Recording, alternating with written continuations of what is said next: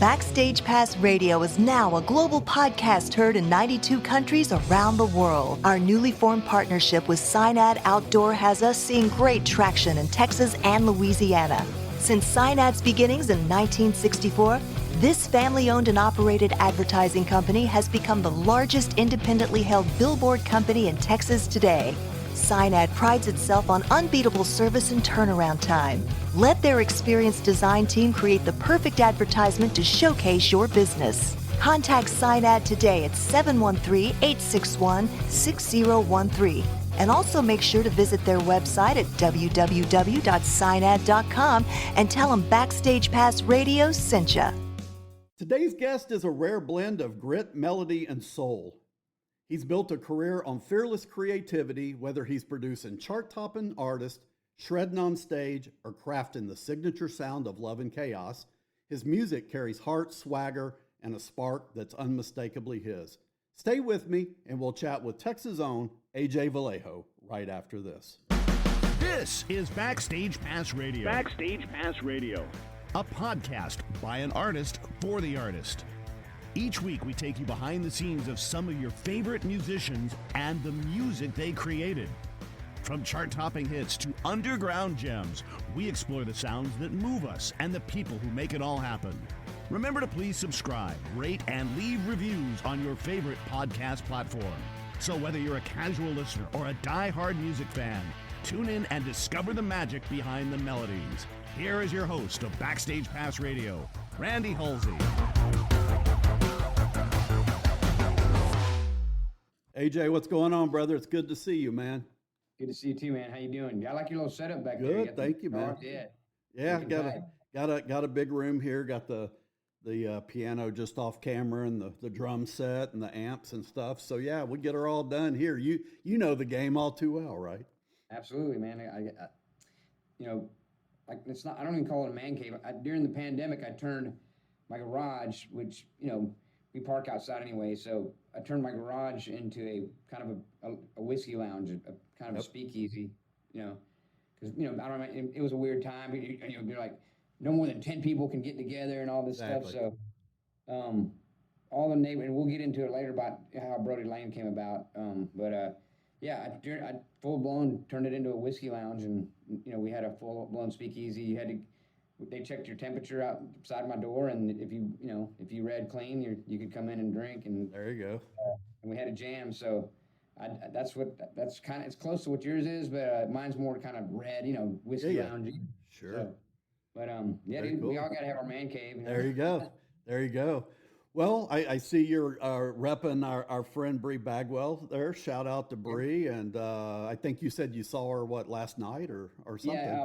My band Brody Lane played Green Hall last night, and we had a good time. And that's a great thing. Everybody that's off, because that's the great thing about playing on a Sunday out there. All the musicians are coming in from the road, and they had their off night. They want to go. It's like service industry night for artists, because sure. Sundays, yes. I've been jamming all weekend, and now come home and I want to kick back, listen to music myself, have a drink. So Juliana Rankin was there, Bree, and then of course Paul Easton just got off the road with Wall Blue. So yeah, it's the whole cast of characters that showed up, and we had a good. Then we all ended up a little after party at Bree's new house with Paul, and it went a little late. Well, yeah. Well, I guess that house is probably about walking distance from Green Hall, is it not? Yeah.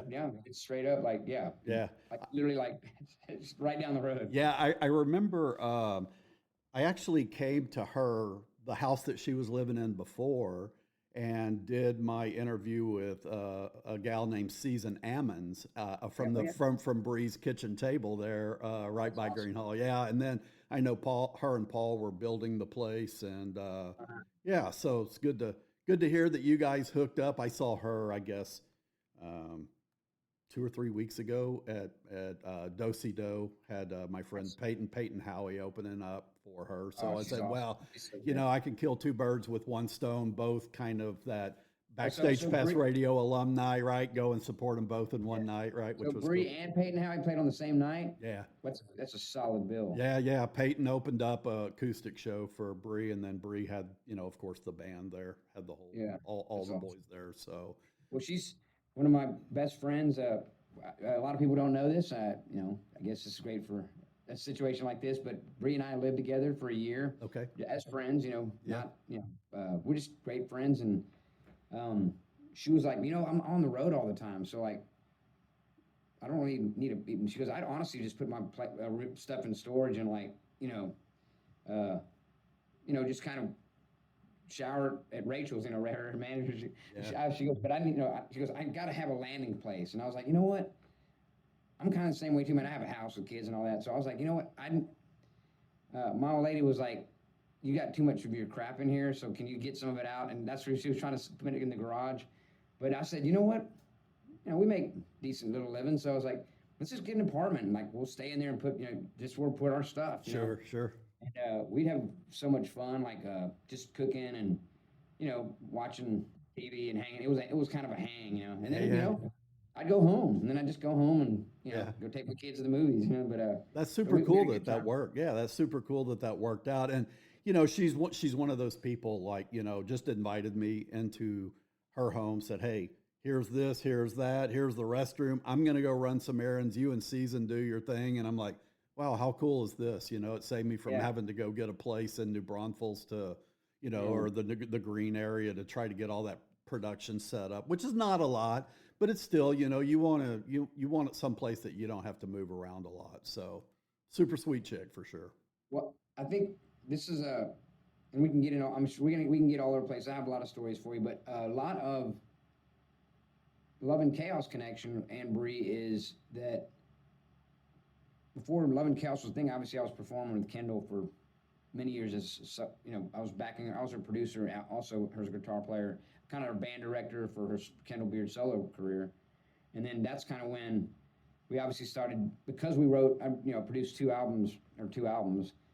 We got to work well together, and a lot of that was collab, co-write stuff. And it was weird because like we were starting to do stuff, and then I'm trying to see the chronological order. Oh yeah, then we had some interest going on, and then she got pregnant, which is awesome, and she has two lovely boys now, and so she was obviously, and that's the thing that sucks about a female artist. She was kind of out of the game for a second while she had to take care of all that. So I was kind of like, I like this energy of working with a really talented female songwriter. So I kind of like, I reached out to my buddy Willie Braun from Reckless Kelly, and I was like, hey man, I like working with Kendall. Like, I'd like to work with somebody else. Do you have anybody in mind? And Willie was friends with Bree too. He was like, you should work with Bree, Yeah. So, not saying that was going to be Love and Chaos, but that's kind of in my mind because I knew Kendall was going to be out, and she just kind of was like, I just need to take a break and focus on this. So, not that me and Bree could have been Love and Chaos, but my first delve into that, and then of course Kendall's like, what the hell, what are y'all doing? And then she goes, I go, well, I'm just looking to maybe do a side project with a female artist, like a duo thing. And she literally like threatened me. She was like, I will murder. She goes, if you don't do that with me after we made 2 albums, I'll just literally kill you. So I was like, funny. That made me realize, okay, so you're saying you want to do a duet thing with me? Yeah, great. So, and then we bicker and fight like brother and sisters a lot, and at a bar, and we were at a bar, and somebody goes, we don't even know what we were arguing about, and some guy goes, y'all are like Love and Chaos, and we were like, we stopped our argument, like we were like, there's that's the name, that's the name. We didn't even fight, and then we went to go Whataburger after, and we were like, what were we even arguing about? All right, yeah. How cool! That's a cool story. Yeah, and then from that came Love and Chaos, and then and then we did a showcase for my friend Mark Niederhauser from Warner Brothers, and he's just a friend of ours. I go, hey man, can you like come check out? I'm producing this gal's record, and she's really talented. She's from American Idol and all that stuff, and I know people roll their eyes about that, but like that was a cool vehicle at the time. But he goes, yeah man, sure, I'm in town. So of course my band comes on first, and then her band comes on. We both do a little 45-minute set, and then at the end we come on and do 2 or 3 songs together. And I go, hey man, what do you think about her? And he goes, I like both of y'all, but he goes, that thing at the end that y'all did there, that's what you should do. And I was like, I was kind of, he told us that to both of us, and we were like, does that mean like we suck separately, or like, So we went, because at first, what she really wanted, we all want as solo artists, is like for him to go, yeah, she's great, I want to sign her, you know what I mean? But, and then, so it took us both aback a little bit when he was like, y'all are both cool, but like, that I would sign that, you know what I mean? So we were like, okay. So we thought about it, took a little break. It was during the holidays. We came back in January to my home studio, not here. I got a home studio that we work out of. We wrote like, I'm not making this up, like 14 songs in like 3 days. So, wow. So then we sent, that to him, and that started the whole thing. I've been signed to Sony with my band Vallejo, my band brothers, back in the day. Sure. I'm not a big advocate of signing to major labels because I think they're terrible deals all around. That, then the advent of the 360 deals that they started taking once streaming showed up, and they realized they couldn't make money off of CDs or physical purchase material, and so they really, because they realized streaming doesn't pay. No. So now they do the 360 deal where they take a percentage of all your likenesses. If Kendall went and did a Maybelline commercial and got $2 million off of that, they want a cut of that. So yeah, I don't, to each his own. But then we got offered a little deal, Warner Brothers, and Kendall was like, "Oh yeah, we got to do it." And I was like, we need to look at the deal first, So it just kind of got cold because I was kind of like, "Hey man, we're not doing that. We're not doing that." So and then I just told her, let's just try to be indie, and if we get enough traction, then you can have a little more bartering power. Yeah.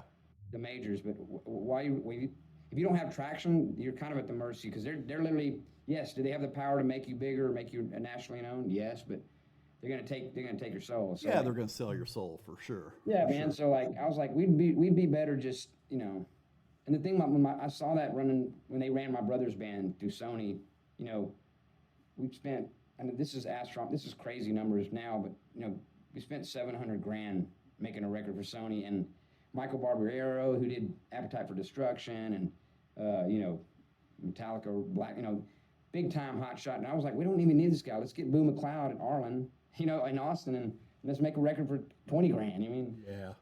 No. This is the way you do it. You don't know. We got to get this. We're gonna charge Michael Barbiero $300,000 to do your record, and it's gonna go against your royalties. Yes, of course. Yeah. I was like, man, who's gonna pay? You're cool. Y'all are cool. You're gonna pay for that? No, you're gonna pay. No, for that. you are. Yeah, it's coming out of what do you make? Yeah. Yeah. So then we had no control over how, and of course it's all before social media showed up. I think the only thing was kind of MySpace was kind of bubbling up there, but that's really not a vehicle to promote music and stuff. Music. Yeah. Not like the social media now. Like a band, a virtual and unknown can go viral overnight. If they pop the right video in there. So that's right. Yeah, so I think with Kendall, she was ready to sign, and I was like, I'm not. You can sign it. I'm not putting my name on that. Right. So again, that was another argument that we had for a long time. Yeah, she was like really mad at me. But now in hindsight, she's learned so much, and she's gotten really, really sharp with. And now she's really good with she's better than I am on the computers and stuff. So Yeah. She's like she goes hardcore on when she's way into like intuitive, and she goes through the foxholes and all that. That's awesome, man. And that's not me. So I get it. I mean, it's it takes a certain person to be able to do all that. But you've done so much over the years, AJ. You're a singer, guitarist, producer, songwriter, band leader, an Austin music icon kind of guy, right? You've had multi-decade. You've had Vallejo, the Brody Lane project, Love and Chaos. When someone asks you what you do, right, how do you even start to answer that question? I thought I did a lot, but you're like on another planet from even me. And most people say, Randy, do you even sleep? You have so many damn things going on, right? But I mean, I look at all the things that you're into or that you've done over time, and I would ask you the same. Where do you even begin to tell somebody what AJ Vallejo does for a living? I don't even know, dude. That's a good question. Nobody's really asked me that. They do ask me. The one thing I get asked all the time is, when do you sleep? Yeah. And I'm like, I actually do sleep, but I don't sleep. I don't sleep more than 4 or 5 hours a day. 'Cause when I do sleep 8 or 9 hours, then I just feel groggy. Yeah. But my body, yes, is it well rested? Yeah, it's probably like, thank you, but I just don't really work like that. My body, I just sleep to get rest, and other than that, I hit the ground running. But a lot of it had to do with my dad was he's a culinary guy in the culinary field. He he's a decorated culinary chef, and when we grew up, he's did the catering and all that stuff for all the elite things. The Bush family and Bob Hope. I mean, we're talking about 300 or 400 people. Full-blown dinner banquets with all these people, and so he was very hard. We were like 10, and he put us on the freaking like the green bean, the sides. I'm sitting there spooning green beans like at the Bob Hope party for 300 plates. Wow. I'm like, Dad, I'm like 10. Like, yeah. Why am I like? I'm supposed to be playing like video games with my friends. Where's the child labor laws at? Right? Yeah. Oh, Matt, he totally took full advantage of us because my mom was like, no. You're working them too hard. I got this because 3 boys. He's like, they're gonna work. So we worked really hard. Like we had and I'm saying a hard life. Like it wasn't like they were very loving parents, but my dad was really, really hard on us. He was like, I'm not gonna raise lazy. I mean, he almost, child labor. Like it was bad. He would be in full violation. Sure. I mean, what he put us through as far as working. We lived out on a farm in Alabama. I was raised in a Victorian mansion in El Campo, beautiful house. We had maids and grew up kind of in a very lavish, upbringing. And my dad, like, his mom passed, and they were raised on a farm in Key West. And when his mom passed, he just said, you know what? I don't want this life. We're gonna go buy a little house in Alabama, and we're gonna live on the farm. We're gonna live off the land. And my mom was about to leave him. She was like, I'm not doing that, because she lived with maids, and we were living like the high class life. And right. My dad was like, I'm leaving. I don't want any of this. I want to go to the beginning, it was shell shock for us as a family. But in hindsight, I'm grateful for it, because our work ethic, all my brothers, the whole Vallejo clan is our work ethic is crazy. But that comes from my dad. And it's funny because now he's like a little old 85-year-old man, and he's cute. He shaves his head, and all the girls are like, "Your daddy's so cute." I'm like, man, screw that guy. He worked me to death. Yeah, I was like, that guy put me through hell, man. They're like, "Your daddy's so sweet." I'm like, that's funny, man. That guy put me through that. But so I don't know any other way but to like do that. Also, we all have kids. Vallejo's a huge family kind of. We're family oriented, family strong kind of thing. So I got to feed these kids. We all got to feed our kids. Totally. And you know what your dad did was he instilled a work ethic in you, even as a young kid, that you're going to go out and you're going to be successful, right? And I've always said that successful people don't lay in bed 9, 10, 12 hours a day. We get up and we do things, right? And we move and we shake while we can, right? And you kind of already walk back in time a little bit, which is a great segue, because I wanted to ask you what music sounded like in the Vallejo family back. You're a young kid growing up, El Campo, Alabama, right? Moving around a little bit there, but when you're starting to enter that teen phase, what's music sounding like to you at that time? What's on the playlist? Not that we even knew what a playlist was back then, but what were you jamming to? What was the vibe back for you then? It was cool, man. It was, we're the epitome of, 70s child. Like my dad had a country squire, station wagon, and we all sat in the back. Wood paneling on the side? Oh yeah, man. So we would listen to what was on the radio and what would kind of move us. But the first, I don't know why, but obviously the Grease movie was such a big thing, and my dad one day brought us the vinyl, the Grease sound. So the first record we ever had was the Grease soundtrack. Yeah. That he bought for us. But for the most part, my mom and dad both being kind of, my dad being Mexican American, my mom being Guatemalan, straight up Guatemalan. We listened to Herb Alpert, Tijuana Brass, all kinds of stuff like that. And then marimba music, which is, my mom loved all that stuff. Then my dad loved like Nat King Cole. So they grew up, of course, on the classics and stuff.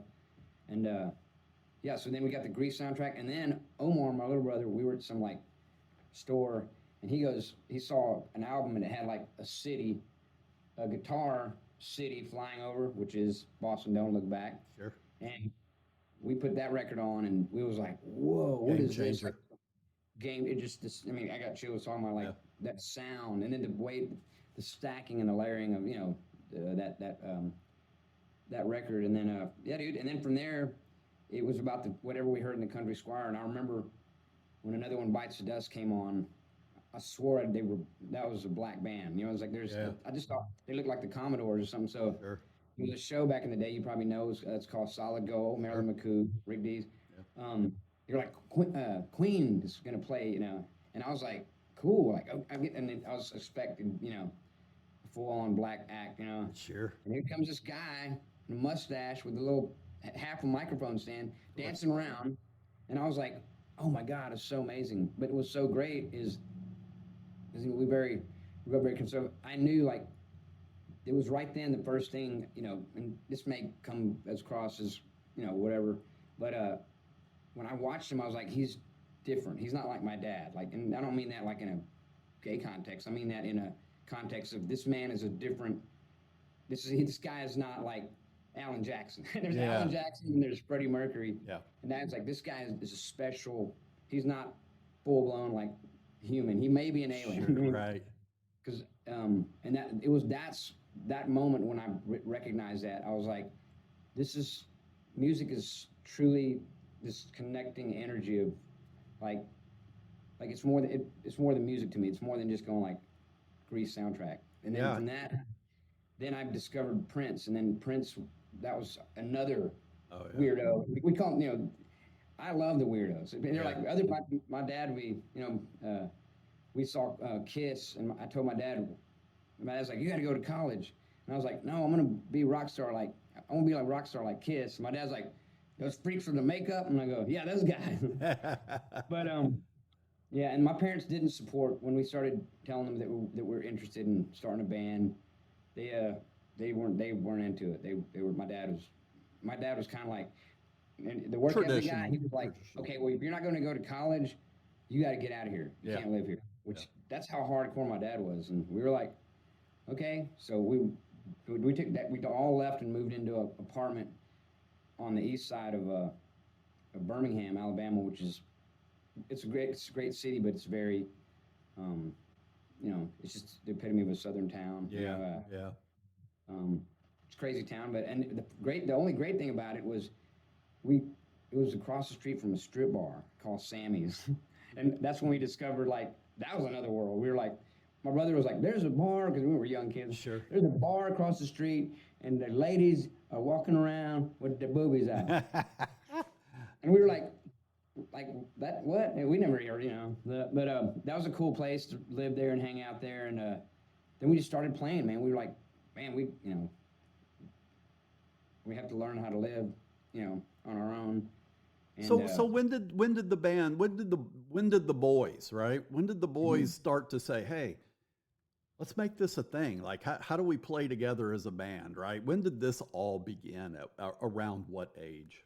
We started around, I already had my car. I had a 66 Mustang, cherried out, you know, cool girlfriend. I ride with her. And, I would say, so if I had the car around then, it was about 15 years old, I think, before I got my car. But so what we started, of course, we'd start playing high school backyard parties. With the first gig we ever did was for our buddy named Eric Abernathy, and he just one of those hippie funny guys. But so we saw how other bands were doing it, and you know, people would come like, you know, if there was 100 people in a backyard, that was pretty cool, right? So we were like, no, it has to be epic. So we handed out these flyers that just said free beer, and we put like 18 kegs, you know what I mean? Like, which is like, you know, there was no kegs. Sure, right. Yeah, and it didn't even say the band or anything. Like, and like I shit you not, 2,000 or 3,000 people showed up to this thing. We were like, and we'd build our lights. Our light show was from we had pieced together. We went around the neighborhood and stole. You know, we'd get on each other's shoulders and we'd steal the floodlights out of people's houses, which is against the law. But sure. then we fashioned that to we fashioned that to like a board, and that was our light show. And yeah, so after the Eric Abernathy party, overnight when I went to school, we were immediately like overnight. We were huge, and then it got around to all the schools because all the other schools came. You know how it is in high school, like, hey man, there's a party going over there in Thompson. Sure. Word of mouth. 18 kegs, you know what I mean? And like, so everybody showed up looking for the kegs, and we were like, oh, they got all drank, they're all gone. But then everybody's there already, so so yeah, after that, dude, overnight, we were like huge, and then we just started building from that, and then. Well, who makes up the Vallejo band? Talk to the listeners of Backstage Pass Radio. Like when we talk about Vallejo, right? Yeah. Like who's in Vallejo? These are your brothers, right? Yeah. And we started out as the brothers, and then Bruce Castleberry is our guitar player. We found him in Alabama. In his band, they were called Cashmere. You probably figure out what they sound like, but maybe.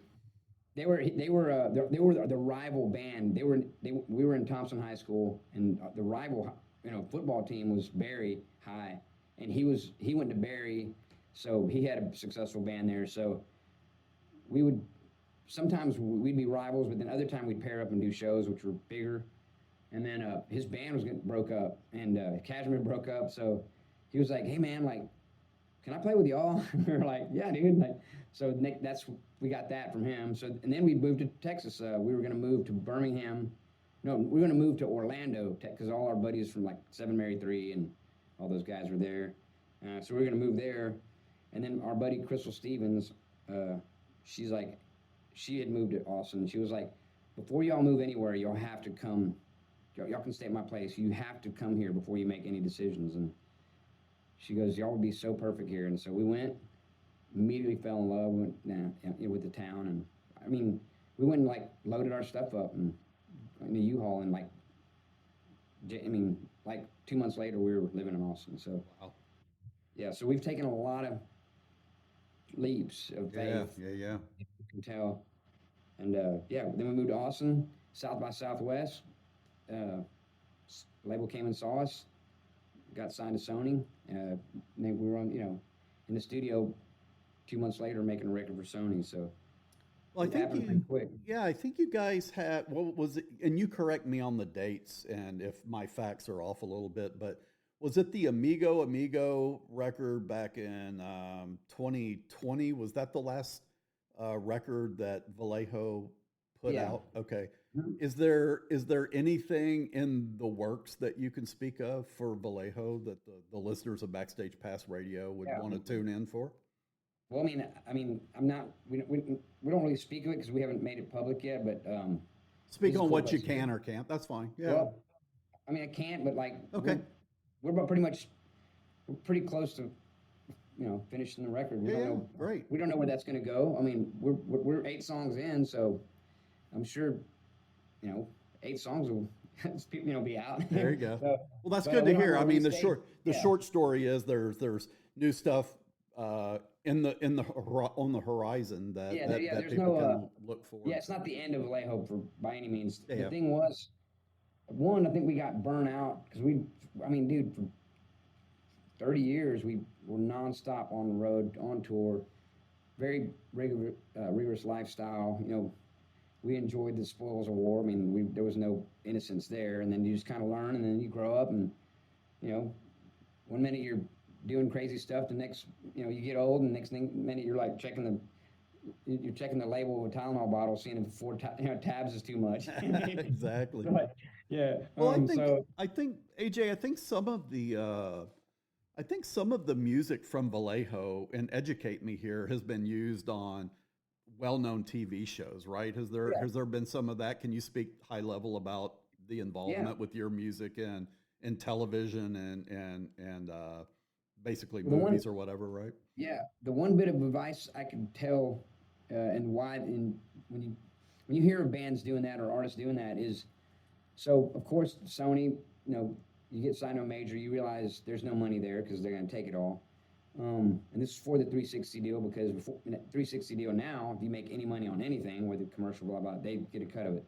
This was right before that. So we had a buddy that do did a bunch of licensing for, man, I can get you on anything, like fishing shows. The one that makes the coin is sports highlights, because ESPN has like 18 channels. So if you get your music on sports highlights for, say a 6-week, they call it a 6-week bubble, and it plays on all that, you get paid every time it gets, spun on TV. Mailbox and, money. Yep. So ESPN, they spin it 100 times a day on 18 channels. I mean, for like half a year. So like it's just mailbox money. So having said that, we were like, okay, there's no money in labels. There's no money. It's hard to make money on the road because all the money you make, we got a crew guy, we got to pay for a bus. We got, you make money, but you're not getting rich.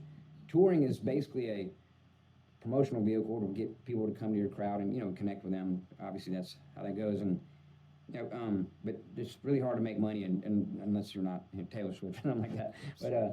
But so there's no money there. So we were like, my buddy was like, you can make money in licensing. So we were like, at first I was like, man, I don't want to be on no commercial, because to me that was just like, when I hear like bands I love on a commercial, I was like, oh, they sold out. Yeah. You know what I mean? Like, and it breaks your heart, like, oh, you sold out a Subway? Come on now. Like, so, but then when I saw that first check from ESPN, I was like, you were like, I'm a bitch.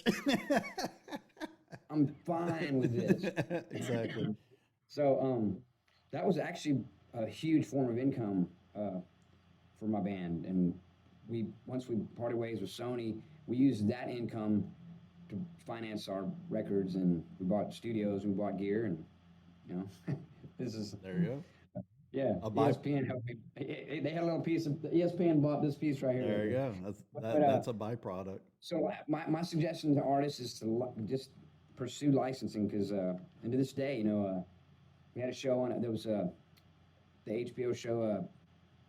The guy, my agent, he goes, hey man, they want to do your song. We had a song called Snake in the Grass, and it was 10 years old. It had been released 10 years ago. And the HBO guy calls me, he goes, yeah man, they want to use your song on, it's this vampire show. It's these like he's just like these Bayou Cajuns. They turn into vampires. He goes, it sounds stupid to me, but they want to be, and he goes, it's True Blood. And it turns out to be True Blood. Huge hit. HBO has a channel in every country in the world. Sure. And, and then that thing gets spun and gets played over and over and over again. It's syndicated forever and make the money. So that's awesome. Licensing is the way to go.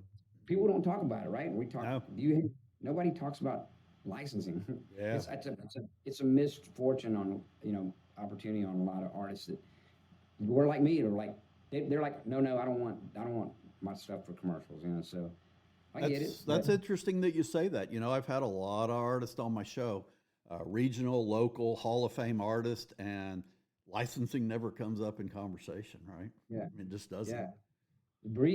That's why Bree Bagwell, she'll sell anything, and she's good at it. Sure. And the people, they approach her because they know she has a brand, and she's very good at like the way if she believes in something, she'll pitch, you see her, she's promoting and pitching jewelry and of course clothes, which is so smart of her, because it's benefiting. They give her free clothes and boots, and I mean the perfect thing for a girl. Of course. Yeah. And then also a little tribute thing a lot of people don't know.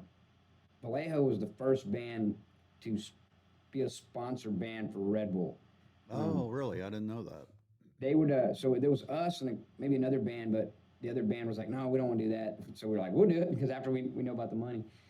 They showed up, and there was this little company, and they were like these little blue and silver cans, and they had these little Red Bull girls, and they would show up to like clubs, and then the guy would be like, we're like, what do you do? He goes, just put them on your amps and just put them everywhere. And this is how smart their campaign was. They knew that if people drank this stuff, they would like it, because it gives them an upper, and they were like, let's just get people hooked on it. There was no, if you think about it, there was no heavy campaign. All of a sudden Red Bull shut up and everybody loved it. Remember?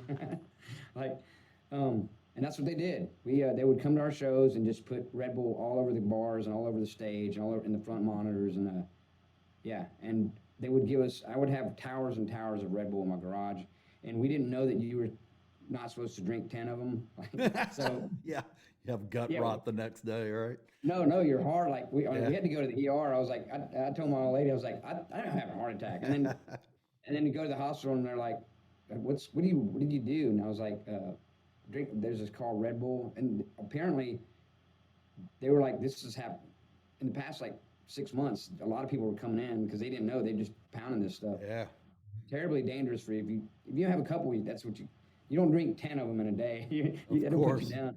Yeah, it's the equivalent of like 4 cups of sugar in 1 can or something. Yeah. So we were all kind of just jittery and wired out, and everybody was like, dude, you okay? Like, so I finally had to call Red Bull and go, hey man, just stop sending that stuff to my house, because like we're addicted to Red Bull. We got to get that stuff out.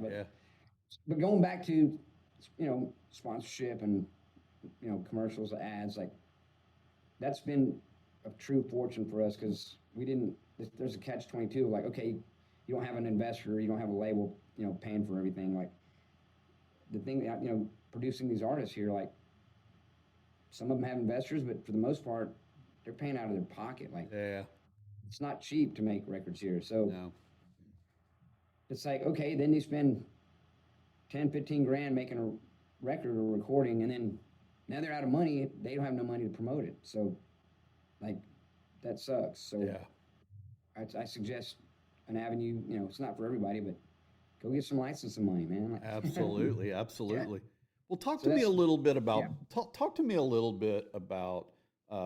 Brody Lane and what you have going on there. Brody Lane, going back to that's good switch there, because going back to what I said before, when I had the Whiskey Lounge during the pandemic, Brody Lane is just there's nobody named Brody in Brody Lane. It's like Brody Lane's a street in South Austin that we all live on, and so that's the speakeasy. The people that would come were people that all lived down the road from us. So it was our neighbors, and we all lived off of Brody Lane. So it was kind of became a thing every Thursday night. The place, and it was in my garage. So you have 30 people in there. It's like jam packed in there. And I have a baby grand in there. I have full-blown lights, full-blown whiskey lounge, all top shelf. Wow. Yeah. And we just started having jams. Everybody, Bree, Mark McKinney, everybody come over, like, because I tell Bree, she goes, are you having, like, somebody told me they went to, like, your house and, like, you had, like, a person in there playing, like, piano, and we were in there playing blackjack. I go, yeah, we got it's called the Whiskey Lounge, and can I come? I was like, if your temperature checks out when you walk in, you can come in. Yeah. When we did, we had a person out there, and it was kind of weird because he had the mask and the gloves, and nope, can't come in. Oh, no way. Oh no, man, it's just the flu. So, and it was fun. So Brody Lane was kind of like, we just started jamming, and then we started jamming and writing songs, and of course I have a home studio, so I can pipe in all the microphones into my studio, and so we were recording all these parties. And we're talking about, there's some great stuff. And there's me and Fowler. Fowler gets up and does Beautiful Life, Vallejo song with us. I got that on. I got all kinds of stuff. Bolin, Mark McKinney, everybody's in there. And from that, I was like, 6 months in, I go, man, we had like 2 albums worth of stuff. So the world started opening up, and then one of the songs went to radio, Stuck With You, and got top 5 immediately. And then I was doing a radio interview for somebody for the radio thing, and the guy goes, what's the name of your band? We didn't have the name of the band. I'm at a red light, and the sign said Brody Lane. I go, Brody Lane. And then, so I'm on my way to rehearsal, and then they were, hey man, I said, man, I just told the guy on Coke FM that we're called Brody Lane, so I guess we're called Brody Lane. Can't change Nobody it. followed me on it. They were like, you know what?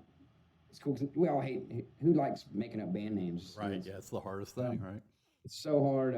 So they were like, yeah, cool, man. So from that, first top 5 single, second one got top 5 as well, and then we started hitting the road, and the band is just really, really solid. And so we're all good buddies, drinking buddies, and all, we have a good time. So having said that, also, so Brody Lane is basically Love and Chaos without Kendall. It's the same band. Okay. So if Brody Lane is the same band, so and that's kind of what we had, kind of, moving revolving doors of guys in Love and Chaos. Love and Chaos is basically her and I, and then we just got whoever we needed. And great musicians, but I was want a band that we can like, the show can get better. We're not constantly like interchanging parts. And, this drummer's better than this guy, and these guys play blah, blah, blah. So I was like, so what I suggest is, of course, she was like, had a hint of like, screw Brody Lane. Because, that Brody Lane to her was competitive to Love and Cow. So I go, why don't we just get Brody Lane? It's the same band that learns Brody Lane songs and Love and Cow songs. We don't have to rehearse anything. They just know everything.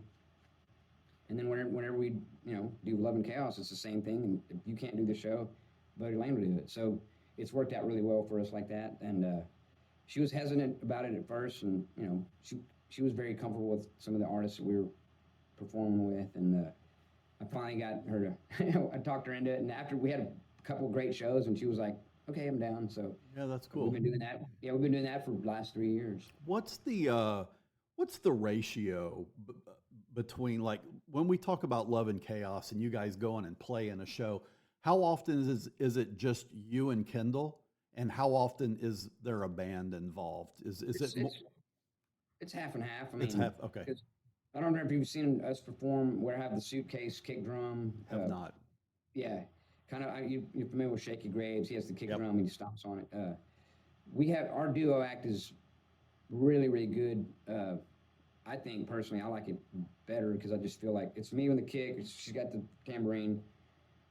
We just sing, and I play the guitar, kind of put a lot of low in it. So it sounds like if you were walking in the club and you didn't see us, you'd be like, that's a band. Yeah. And then you'd walk in and you'd be like, that's two people. Right. So I think that's more impressive. Kendall, of course, feels her comfort zone is having a really rocking band behind her. So we do that. We do a duo thing, and then we do a full band thing, and that's pretty much all we do. But I love it. I love performing. We have different lifestyles. She has more. Her lifestyle's a little more decorated. So they do their thing, and we do ours. But I would like to see us play more. Just right now, we're just kind of I'm doing this, and she's doing that. So well, she was certainly a treat to get to talk to. In fact, I think she had wanted to pull you into the interview that I did with her back in, I think it was around Christmas time, and I think you were sick or something like that. And I said, well, I'll catch back up to AJ. I'll find AJ. Yeah. We'll hold my beer, right? I'll get him on the show somewhere down the line. But I guess I just stumbled across you guys on, just we're all in kind of the same circles. I'm a local artist here in Cypress, Texas, Northwest Houston, and a lot of mutual friendships and whatnot. And I think just through their social media pages is where I found Love and Chaos. And I said, oh man, they got something going on here. I like that. Let's see what we can do to get them on the show. And I love to showcase, Texas artists too, right? That's kind of the thing here. So, but just changing gears a little bit on you. Wanted to talk about producing, and first of all, I think your studio is in New Braunfels, right?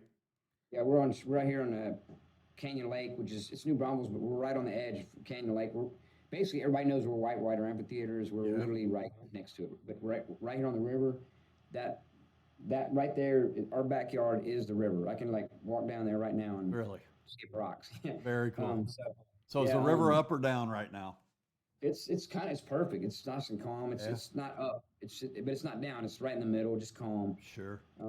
But the other day it was raging. The other day, so I think we're supposed to get a lot of rain this week. So we'll see if any of that makes it out to the hill country, right? And maybe brings the water level up. But talk to me about the studio a little bit. Share with the listeners the name and what you have going on there and all the good things about the place, right? Man, I'm proud of this place. So this is our new location here on the river. I started a studio with well-known comedian Steve Trevino. He's the wife language, the wife speak guy. And we had a great thing over there at on the industrial location, which is right down the road from Bree's house. Literally more in the centralized right there in Green and New Braunfels.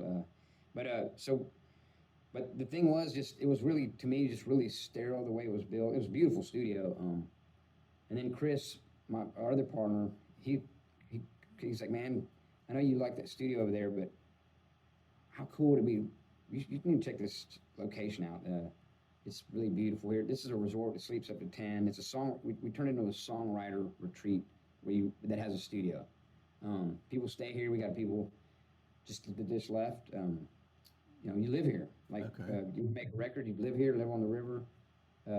Everything's furnished, the food, open bar, kegs, everything, whatever you want. That's cool. To accommodate the artists, we want you to just come here and just record and be an artist. And wake up, make some breakfast, get some coffee, go down to the river, and get yourself right with Jesus. I mean, and just love it, and then come back up here and work until you get tired. You want to take a nap? Go take a nap. Wake up. We'll resume. There's not the pressure of I got to go to my hotel. I got to check in. I got to do this. I got blah blah blah. So that's the appeal of the studio. So at first I was like, man, I don't know, man. That's right on the river. I think people just want to go float and stuff like that. But nope, I was wrong. Everybody loves it here, and they don't want to leave. But on top of that, we have some plaques over here. We had last year we had 3 number ones come out of here. We got another plaque coming up here. We got Love and Chaos just had our 3rd number one. Nice. So I'm gonna have that right Congrats. there. And then Guy Vincent, one of the artists that got. He's a great kid. He's up and coming fast, so you might want to talk to him. He's in the top 5 right now, so we're hoping for that. But I think for what it's worth, those are regional milestones. It's not like we're getting a number 1 Billboard, which is, it's a big thing. But, to get these things, it's great for business because, people are like, I want to go record where those hits are coming out. Yeah, of course. And we just work really hard. Once again, it goes back to working hard. Everybody's like, because there's some people that are like, oh man, but it comes from, I don't care what anybody thinks. Is we work hard and we put out good stuff. So there you go. Well, is the producing the studio? Is this considered the main work for AJ Vallejo today, or would you say it's 25% of what you do? Yeah, it's 25% because I'm also a director. I do videos, doing Bree's new videos. So I'm a director, music video director. I also work in the city with my brothers, Austin, where we are also a part of it, buddy. It's called HAM, which is Health Alliance for Austin Musicians, and the city gives grants to the artists. If you're an Austin musician, you get basically free health insurance, which is crazy, and it's offered from HAM. And so I'm a HAM ambassador. We have HAM ambassadors, and the reason for it is I had a stent in my heart. I had a heart attack about 18 years ago, and it's all the Red Bull, wasn't it? Yeah, all the Red Bull. Probably was, man. The Red Bull, and the gentleman's bar across the street of Burma. Sammy's right. Sammy's the Red Bull. That's great. You remember that? Yeah, I pay attention. So I was a perfect candidate, to be like, these artists. Nobody thinks about that. These artists are here to entertain, and that's what I love about Austin. Going the artists. It's Austin Live Music Capital of the World. The artists are the reason we're the Austin Live Music Capital of the World. So they are giving us a service, so we should give them a service.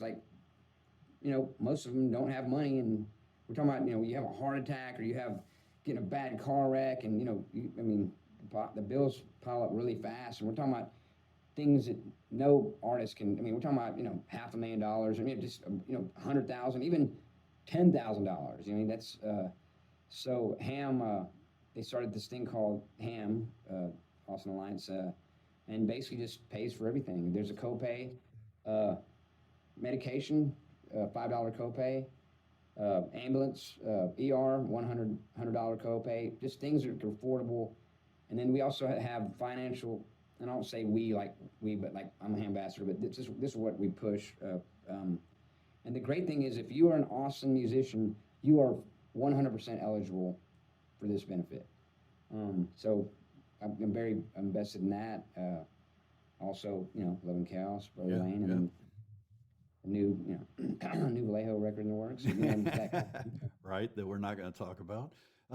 Well, you produced so many, I guess, great artists over the years, but are you picky as to the projects that you take on now? And is there a certain characteristic that you look for when somebody says, hey man, I want to come to Grüne Studios and I want you to produce me? Like, how are you scrutinizing the people or the artists that come in?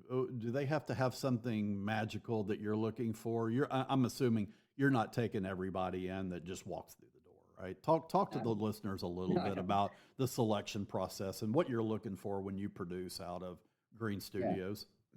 Well, the thing is, obviously, another thing I do, I produce, the Texas Regional Radio Awards as well with Dave Smith in Arlington every year. So that's the perfect breeding ground to find new talent, because they have the night before the award show, they have this event called Future Faces, which all the radio people are there, and we get finalists. We all help pick, and we pick 9 finalists, and it's kind of a songwriting competition, and the winner of that thing gets to perform on the award show stage the next night. Awesome. So what's the perfect place to find amazing talent? That's one of them. Also, I live, we live here, not in this place, but we stay here, live here. We got a place next door. Like I'm living here because I love it here. So I bounce between here and Austin. So I go out. I go to Green Hall. I go to Green Grove. I go to Grapevine.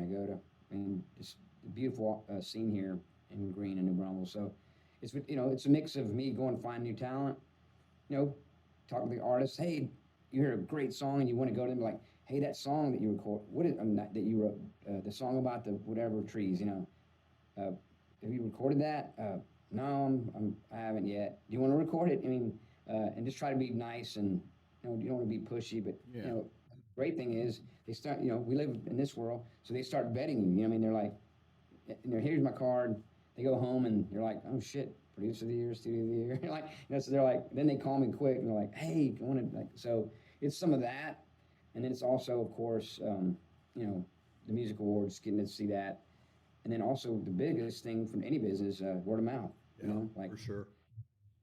Word of mouth can make or break you. That's why you don't want to have any bad stuff come out, because it's can weird. Destroy you. Yeah, you can make 10 great records, and nobody talks about that, but everybody talks about the one record that came out of here that went to crap. That's right. It's not my fault. It's because that's exactly right. Well, you said it a little bit earlier.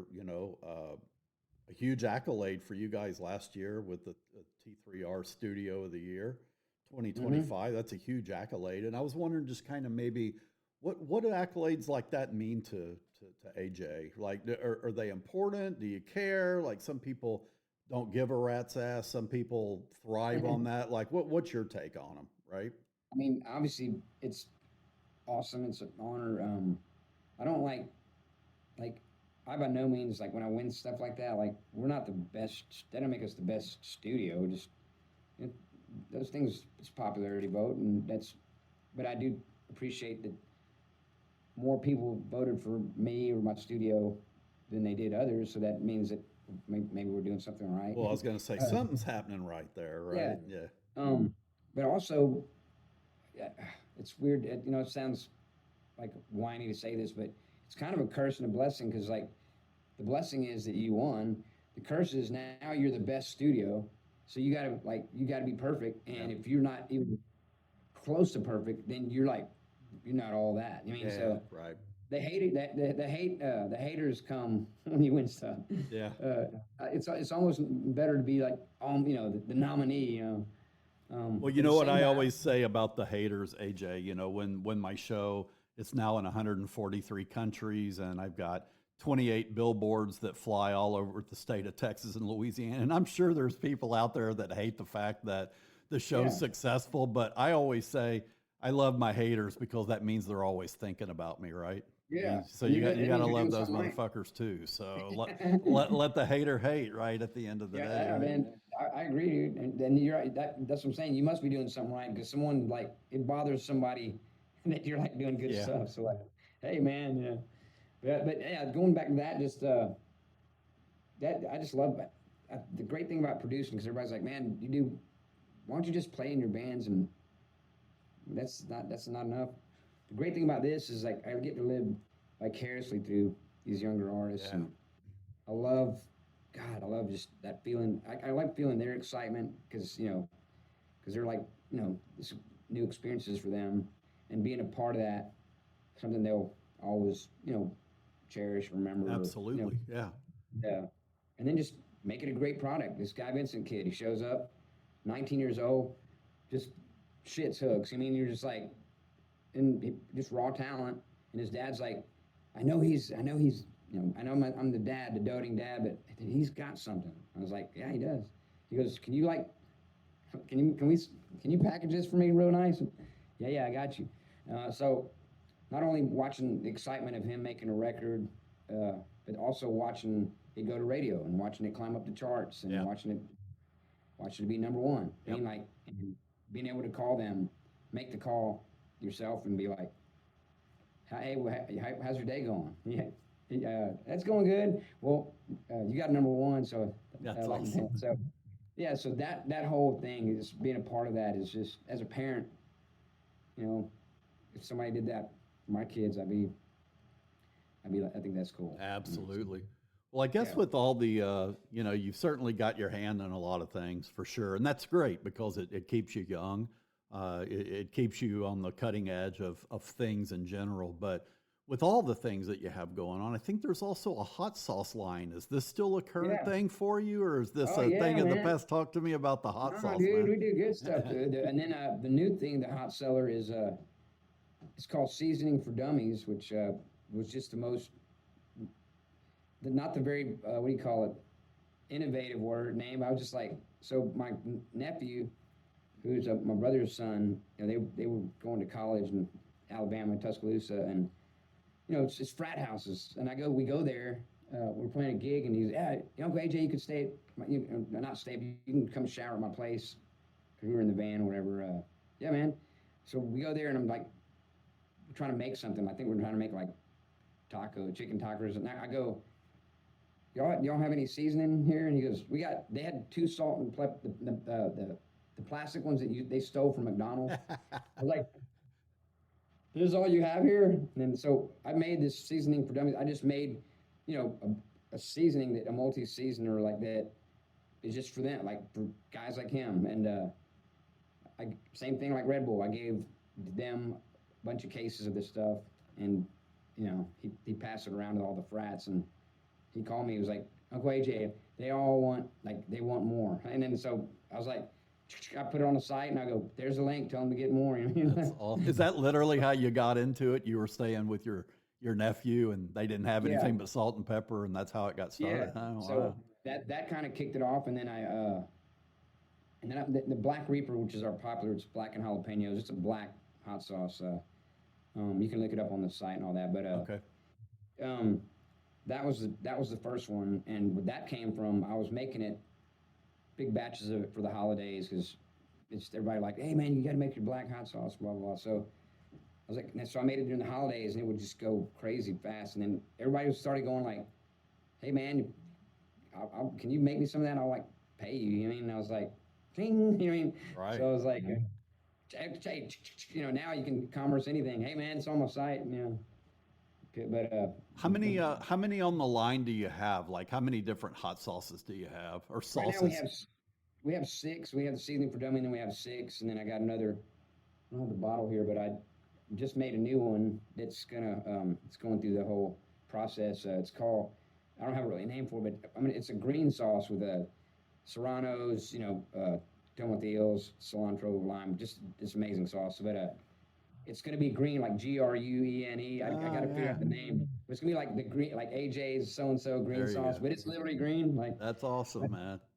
My daughter is like, she's 13, and she's like trying to, that's not good. She goes, she's like, what did she say? You need to call it something poison or something. She comes with all these names. But yeah, that's what kind of we're in the middle of. But yeah, dude, that's awesome, man. That's another form of income, just it shows up. And, I had this cat on my show. He was the guitarist for Guns N' Roses for a while. Played in a band called Asia. I don't know if you remember the rock band Asia from the day. His name is Ron Bumblefoot Thal, and just a world-renowned guitar virtue. I know who Bumblefoot is. Yeah, super cool dude, right? And he's been on my show a couple of times, and he's big hot sauce guy, right? And I think he has one. I think his hottest sauce, he calls it Bumblefucked, right? And it's like, Awesome. and he's really into the whole hot sauce thing. So Yeah. I forget what he said the hottest one was, but have you ever had any of your sauces tested on like the SHU scale, like for, I guess, the heat index or whatever that is? Yeah, right? I mean, we try to keep, we play with the heat indexes. Let me see if I can find you. And it's weird because we do have to, you have to like, write all that stuff down. But the thing that I've learned, because we are, we're essentially a mom and pa. Yeah. We're not freaking, whatever you call it, Yeah. red dot or anything. But anyway, you see right here. These are my hot sauces. This is a top seller. This is called this is Scorpion Gold, which is a real garlicky scorpion pepper there. And then so these are all of them. There's Black Reaper right there. You can't really see here. Let me see.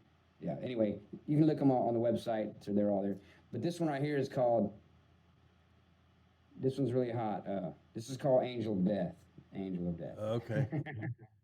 But So- so check them out. Yeah. So, I guess, do you tell people on the website like what those different hot sauces pair best with? Like, this is for chicken. This is for. I guess you could just use it for a bowl of cereal if that's what you're into, No, right? I really don't, because people are just. I think people make their own decisions. Okay, Like, fair enough. there's people that eat. There's people that put ketchup on their macaroni and cheese. Exactly. Like, I mean, so everybody has.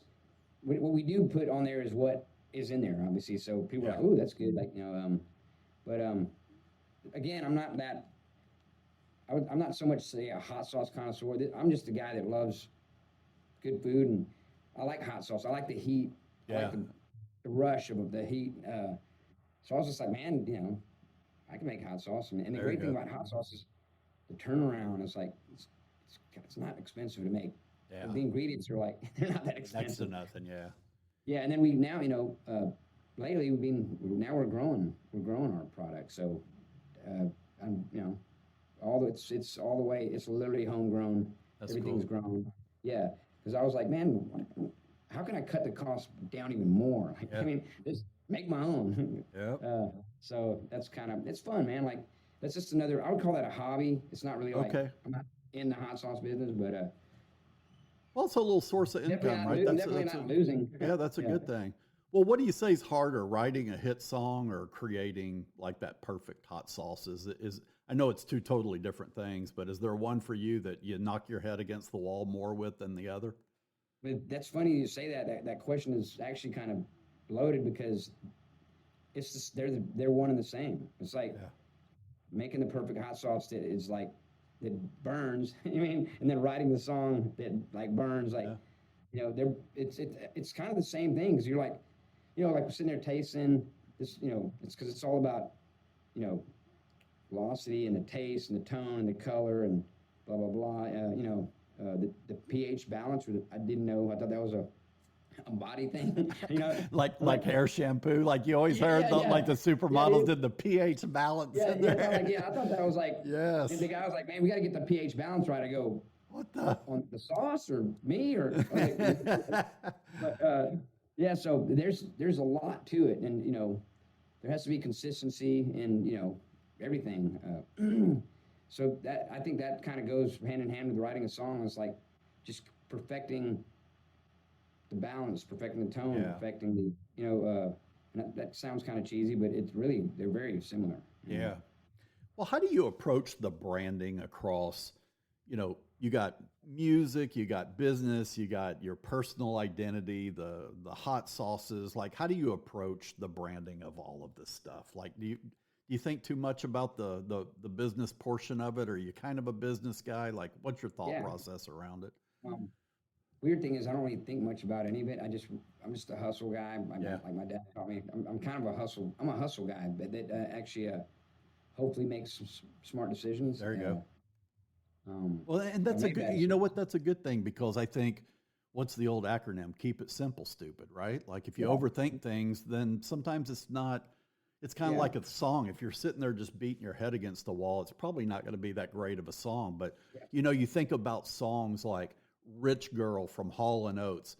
Daryl Hall said, dude, I wrote that in 10 minutes. One of the greatest songs of our time, right? And that's some of the biggest songs are the least labor when it comes to writing, and they just come to you, right? Yeah, for sure. Love and Chaos, that first album it was so fast. Like, I don't remember, Kendall or I, we couldn't tell you when we wrote that. It just showed up. I mean, that's awesome when it does that. It's awesome, right? No, man, I don't really think about the branding much, and which is probably if there's gonna be any downfall to AJ Vallejo, it's gonna be that he's spread himself too thin, or just like if I like anybody from the outside is gonna be like, if you just concentrated on selling hot sauce, you could be a millionaire selling hot sauce. If you just concentrated on being a producer, you could be the biggest producer in the world. Like, but the thing is, I don't personally care about any of that, because like, I don't need to make $1 million making hot sauce. That'd be cool, but I have to be. All this stuff has to be fed. I want to be a producer. I want to play music. I want to cook good food. I want to make hot sauce. I want to. I want to play with 30 bands. And you could beg to differ with me, AJ, but making $1 million is probably, for guys like you and I, is probably not the most important thing. It's about a combination of doing what you love to do, happiness, and making a little money to live comfortably, right? I mean, the more money you make, the more people that have their hand out at the end of the day, right? So, you know, I mean, I think there's a lot to be said for that. Absolutely. And, again, not boasting, but millions of dollars have passed through my hands. And honestly, when I was doing the best, I was kind of like almost like in the worst place in my life, and then just fucking like, like have a lot of money, but then just like literally like almost suicidal, like you're going so crazy. Yeah, I get it. And then you're like, you're in Cabo with $20 to your name, and you're like the happiest. You're like, I could die right now. You know what I mean? Like, no, totally. So I've seen it all, man. I've also, been hit by a car. I've had a heart attack. I had a minor stroke this past year, and I was 3 seizures a day that I was having. I mean, just a real rough life, just going through crap. So all that stuff's petty to me. I'm really all about just living for the day. Yeah, that's a good motto. And you know what strikes me as crazy, and I don't know if I have the knack of finding you guys or not, but I've had at least 3 people on my show since I started it in 2021 that have been hit by vehicles and written songs about it. And I'm like, It's like, what in the hell is it about getting hit by cars with you guys, man? Stay out of the fucking road, man. But hey, if it gets you a good song, I mean, what do you do, right? But I'm telling you what it is. We scale more of the earth than most humans do, but they go work 9 to 5. They die at the same job. They go to the same place. They work from their homes. I've covered a lot more inches of the earth than most people do. So what does that mean? Yeah. You're in the line of traffic. The odds, right? The odds are way higher. Yes. 100%. Yeah. Well, I'm gonna kind of lump this next question. I want to be respectful of your time, but I'll lump this for as it relates to Brody Lane, the hot sauce, Love and Chaos, Vallejo. We'll lump it all into the same question. But anything new and upcoming as it relates to music that you can speak of? I know Vallejo, you can't really speak of it. I didn't know if there's anything Brody Lane or Love and Chaos that you wanted to have the platform to speak on that the listeners could kind of, new stuff coming later on this year or something like that. But whatever you can talk about, right? Yeah. Well, I mean, obviously, we've talked a lot about, think about all the stuff we talked about, what I've done. I mean, it's obvious things are going to continue. There's going to continue to be music coming out of here. There's going to be continue to be writing with all my bands. I would like to see more Love and Chaos presence that, we don't know. We'll figure it out. We're both 2 different busy people, but I would love to see. I really truly believe in that what we have, So I would like to see more Love and Chaos if that happens or not, because Vallejo, there'll be more Vallejo in the new year. So, Brody Lane's awesome. We're kind of taking a little break because I just kind of need to. Some stuff's got to. You got to put some stuff on the shelf. You can't juggle it all. So, right now, my passion right now is the studio, raising my kids, which sounds like a cheesy parent, but like my kids are 13 and 16, and it's a fun time. Yeah, so, absolutely. yeah, and then like I said, I bounce between. We got a beautiful studio, a beautiful house in Austin, and here, like, I mean, I've only been here for 6 months, and this is life changing for me. Like, just Awesome. this is, yeah. I mean, I really love it out here. I'm gonna get up here. I got some ribs and potatoes here. And when we get done, I'm gonna go down there, and eat them on the river. There you go. I'll have to look you up when I'm in town, man. I'm out that way quite a bit, man. I'll have try to set aside some time to. We got a big, beautiful drum room in there. Nice. We got a B room. There's isolation over there. We got a B room, a smaller studio down there. Like I said, we sleep up to 10. We got bunk rooms. You can sleep up to 10 people here. So the appeal of that is to get bands. And we just had a band from Idaho come here, and they lived here for 5 days and made a record. So that's super cool. And I've had a couple of bands out of Louisiana on my show that are both Hall of Fame musician or bands in the Louisiana Music Hall of Fame. One was LaRue. The other is a band called Zebra, which is out of Louisiana. But there's a studio in Bogalusa called Studio in the Country, right? And Studio in the Country is where Kansas did some of their biggest hits, and it's literally in Bogalusa, Louisiana, in the middle of nowhere, 80 something acres. There's nothing around, and it's literally where people will go and just forget about life and just focus on recording. Yeah. Like there's nothing around, there's none of the distractions and the amenities right in the vicinity, right? So, sure. And that's what I had. The other studio, it's funny you say that. The other studio, the first location, it was more in the city, and there was people coming and going, and a lot of distractions, cool distractions, like, hey man, Parker's here, he wanted to say hey, or it's just cool, like that. Hey, cool man, good to see him. That, and then one thing is artists when they're recording, especially doing like having a rough time fleshing a song out, they don't want people coming in. It messes the energy up when you're supposed to just be in there together, making history, making magic. So the person might be the coolest, chillest, quietest person, but the minute they enter the room, the whole energy changes. Is now it's compromised because now there's this energy. There's somebody else in the room. No, that here nobody's coming out here unless you're coming out here. So exactly. Well, how about from a tours or a show perspective for any of the aforementioned groups and bands, like anything that the listeners should look out for? I think you guys have something coming up here in Houston at the Continental Club or something, if I'm not mistaken, right? That's something I'm putting together with one of my other partners, Mike Erskine, who does Erskine Entertainment. He's a phenomenal, venue promoter, gig promoter.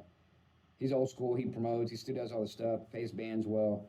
But we had this idea where we're going to do a classic revival show. We're going to do, and I got my bands. I've assembled kind of a super hot group, and we're just going to blast through cool classic deep cut stuff, like deep cut, like good stuff. Instead of doing Immigrant Song by Led Zeppelin, let's do Wonton. Let's do the Oceans, like this stuff that, like, when you hear it, like, I'm as a rock band, if I saw a band kicking the Renegade by Styx, I'd be like, I like this. Instead of like, we've heard Born to Be Wild. Totally, and I'm into the deep cuts, man. That's I like the cool deep cuts, stuff. Man. I love the deep cuts. That's kind of what it's, and that's not going to be a permanent thing. That's just kind of a one-off, just kind of a vanity project. But that's kind of what I got going on. If that thing does well, then we'll do maybe a couple shows. But like I said, Vallejo will be busy in the new year, and then I'm just kind of, I would really like to see Love and Chaos do more, and we'll figure that out. It'll all get figured out for sure. Well, where can the listeners of Backstage Pass Radio find you on social media as it relates to all of the stuff you have going on? Where would they go to find you? Honestly, man, I think there's only, you just type in AJ Vallejo, it's going to connect you. Okay. That name is the matrix, everything I do. You're gonna see my hot sauce, 11 cows, everything's going to pop up. That's what I try to tell people. Okay. Because if I said, hey man, BrodyLane.com, it kind of stops there. But if you type in AJ Vallejo, there's like, everybody's like, it's a web. Yeah. You can go down to Foxhole and spend hours. Spend hours down that thing. So Well, and let's plug greenstudios.com too, right? Yes, Grune studios.com, just for the people Correct. that live outside of Texas. It's not Gruen, right? So it's green. So And yeah, we're about to update that whole thing. So please check it out, see what we're about. There's a video there. They're about to put up there that shows like kind of a quick tour, a virtual tour of the studio. Of the studio. So that's something that I think it's important for a studio, because you see studios and they just have like their page and it has their gear list. And I think now we live in this in this world. People want to see movement. They want absolute details. It's like I don't even want to drive out there until I know what this is. So. Yeah, save yourself some time, right? I mean, if it doesn't check the box, then why drive to New Braunfels at the end of the day, right? Because one thing I can tell you is if you come here and see what we have, it's very few have walked out of here and been like, nah. Everybody's like, I'm in. When do we start? Give me a date. Yeah, man, I'll have to find out when you're around, and I head out to San Antonio frequently, and I'll have to stop in. We'll take a picture, and I'll get you to sign a guitar, and I'll check out the digs, and that would be super cool. Yeah, and we can talk about this when we're done, but I would love maybe you bring your little setup and maybe kind of do quick little flash interviews with these young up and coming kids that are here that are, like I said, Guy Benson has got #1, Trevor Underwood. I mean, these kids are like 19, 20 years old, and they're just like, I was not making music like that when I was 20 years old. That would be right up my alley, man. And I'd love to hear more about your thoughts around that.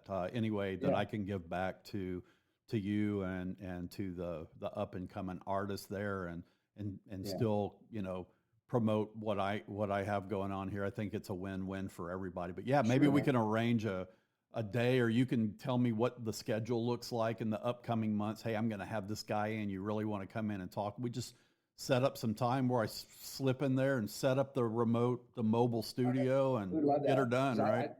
This is great, and you're great. You ask great questions, and because other people are like, oh, so hey man, so how do you, I think that would be great for them, because also they're, like I said, they're young. They haven't done a lot of interviews. But like say this Guy Vincent kid, we put him on a radio tour, and real quick, like I mean, the guy was doing 5 interviews a day for like 3 days. So when he came back, he was like well versed.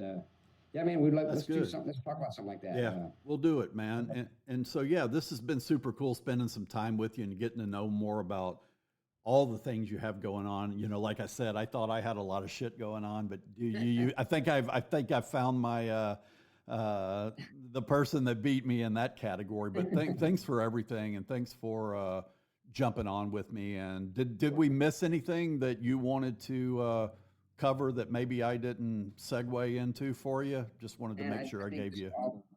I think if anybody is listening all the way through here to the end of this interview here, that pretty much lets us know that they are supporters and fans of music. So all I can say to anybody watching this is that we need, as artists, as creatives, we all need your support. Like you can't support us enough. I mean, support everything you do. You can never support us enough, because even with all the greatest support that one person could give you, it's still, you need a lot. We need a lot of soldiers, especially with these young kids. I'm okay, I'll be fine. But the young art,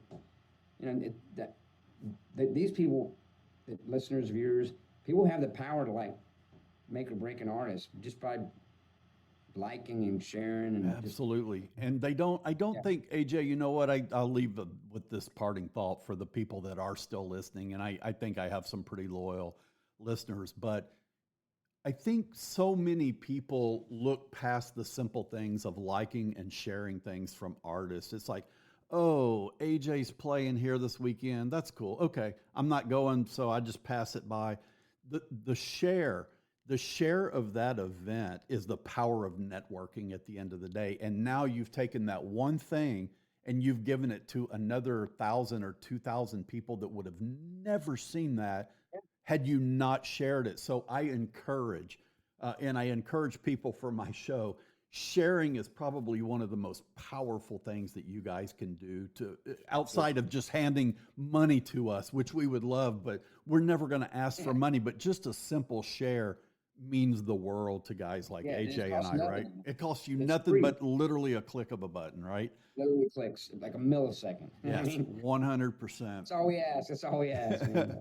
That's it. Well, listen, man, I wish you great success now and in the future, and keep in touch with me on new and upcoming stuff. And we'll talk offline about the up and comers there and how we can work something out. But thanks for being here, man. I really do appreciate Thanks for that. having me. Yeah. I appreciate you. I also ask the listeners to like, share, and subscribe to the podcast on Facebook at Backstage Pass Radio Podcast, on Instagram at Backstage Pass Radio, and on the website at BackstagePassRadio.com. You guys make sure you take care of yourselves and one another, and we'll see you right back here on the next episode of Backstage Pass Radio.